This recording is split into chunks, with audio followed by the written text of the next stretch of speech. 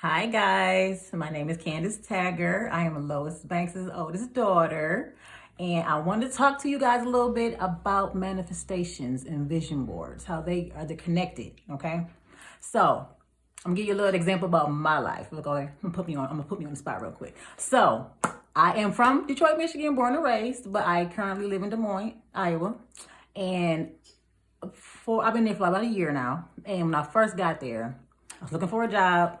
And it was really hard for me to find a job. I was getting discouraged. So I called my mom. And I was like, Mom, I need some prayer. I need you to help me with looking for a job. And she asked me if I had a vision board. I was like, no, ma'am, I don't. So I created a vision board. And she said, you need to write down what your desires are for your life on this vision board. And so the first desire I had was to find a job, okay? So I had a time frame of about a month for finding a job. I actually found a job within 2 weeks, okay, which was just awesome. I said, okay. So you put a demand on the manifestation by giving a time frame. Yes, ma'am. Yes, I did. And so once I got the job and I was like, okay, I was at the job for, a couple of months and I was like, okay, now I want a raise, okay? So I actually didn't put a time frame on the raise, but I got a raise. I actually got 2 raises in less than 2 months.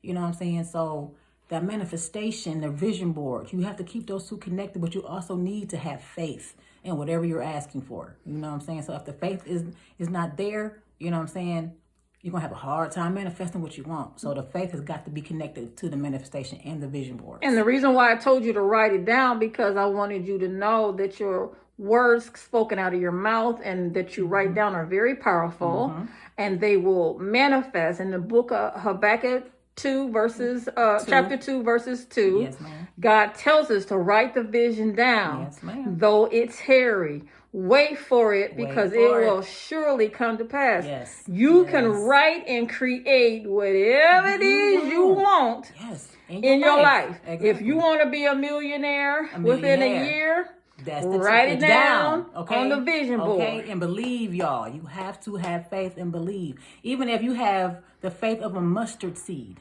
okay? That's the faith. That's the beginning faith, and it will grow. You know what I'm saying? Once you start seeing the things in your life manifest, that faith is going to grow, okay? So, guys, I'm encouraging you. You know what I'm saying?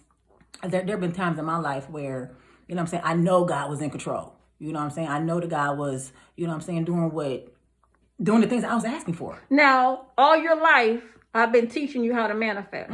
Ever since you were a young girl, I've been teaching you to watch what comes out your mouth, because whatever it is you say is going to happen. Yeah. I've been teaching you to write stuff down. Yes, and ma'am. So you grew into all of that knowledge, and now you're walking in it. And I'm walking in it. It's manifesting it. Like I said, manifestation, vision, faith. Those are all connected. You have to have all those in order for you to manifest what you want in your life.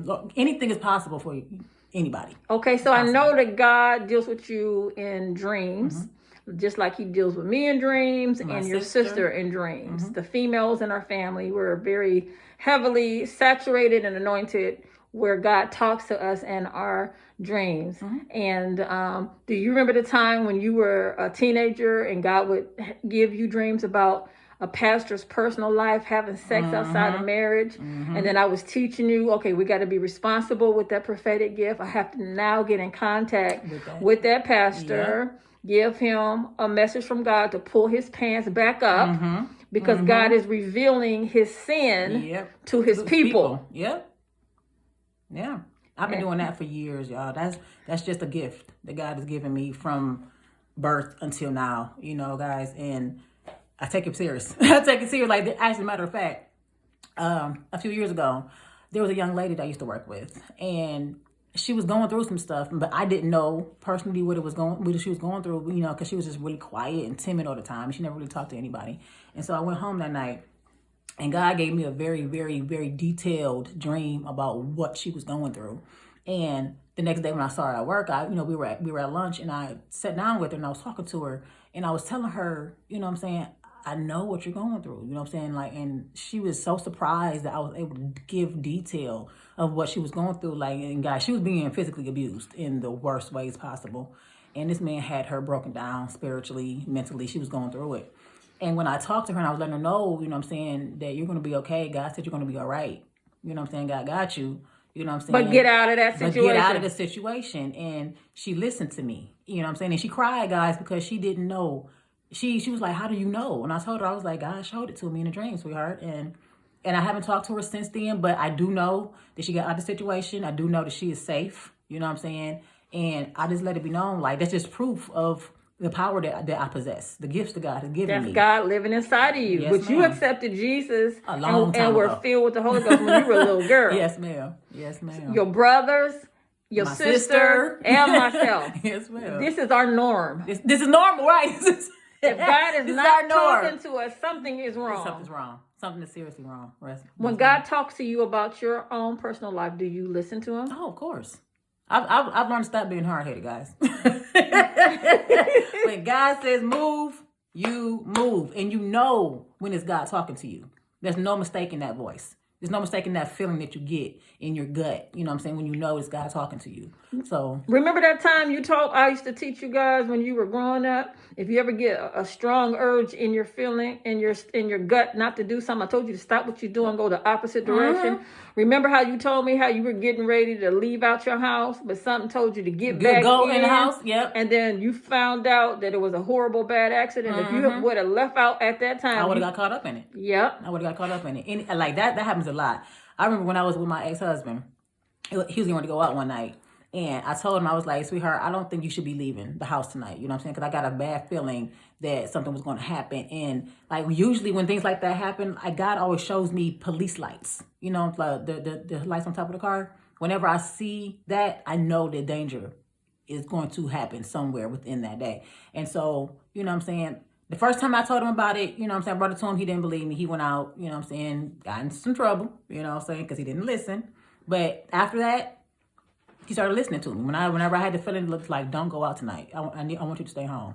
He knew. Yeah. He knew then, like, okay, this woman is not speaking out the side of her neck. You know what I'm saying? It's the reason why she's telling me to stay in the house. Like either you're going to get pulled over for a ticket or something. You know what I'm saying? God is warning you, don't do it. Don't go. Yes. You know what I'm saying? So guys, stop ignoring that gut feeling. Stop ignoring that voice that you're hearing. You know what I'm saying? You know the difference between God and, you know what I'm saying, and other entities that could possibly talk to you. Y'all, you can feel the difference. Yes. You know what I'm saying? Yes. But see, you grew up in a house where learning how to hear from God was encouraged. Mm-hmm. I encouraged all of my children to know how to hear from God, because I knew one day I would be in the presence of God for eternity, and you would have to know how to navigate through this on the earth. Yes, ma'am. And you have to know how to walk with God. You have to. And how to hear from Him. Yes, ma'am. Well, this is Prophetess Nurse Lois coming to you from the Lois Banks Ministry with Evangelist Candace Tagger, hello. aka Nikki. Yes. My oldest. And we just love you. I love you. Love you guys. Love you guys. God bless you. Bye.